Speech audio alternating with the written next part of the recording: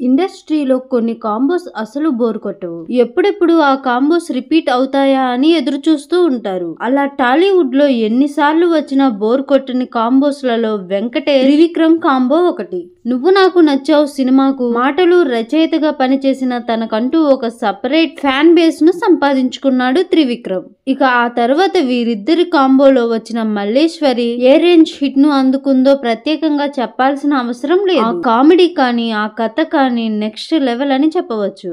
ఈ కాలంలో అలాంటి కామెడీ రావడం చాలా అరుదు. కుర్ర హీరోలతో బిజీగా ఉన్న త్రివిక్రమ్, కుర్ర డైరెక్టర్లతో బిజీగా ఉన్న వెంకీ మామ మారిపోవడంతో వీరిద్దరి మధ్య ఒక కాంబో మరోసారి రిపీట్ అవుతుందా అనే అనుమానం కూడా రాకమానలేదు.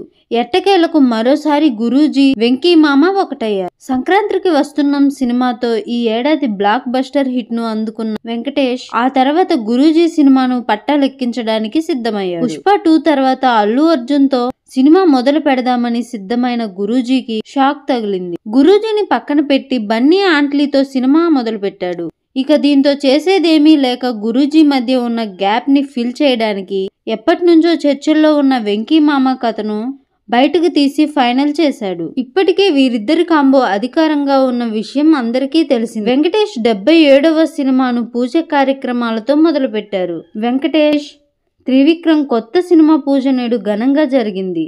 ఈ సినిమాను హారిక అండ్ ఆసిని క్రియేషన్స్ బ్యానర్ పై చిన్నబాబు నిర్మిస్తున్నాడు. త్వరలోనే ఈ సినిమా రెగ్యులర్ షూట్ ప్రారంభం కానుందని మేకర్స్ తెలిపారు. వెంకటేష్ గురూజీ మార్క్ కు తగ్గట్టే ఈ సినిమా కూడా ఉండబోతోందని మేకర్స్ తెలిపారు. మరి ఈ సినిమాతో గురూజీ ఎలాంటి విజయాన్ని అందుకుంటాడో చూడాలి.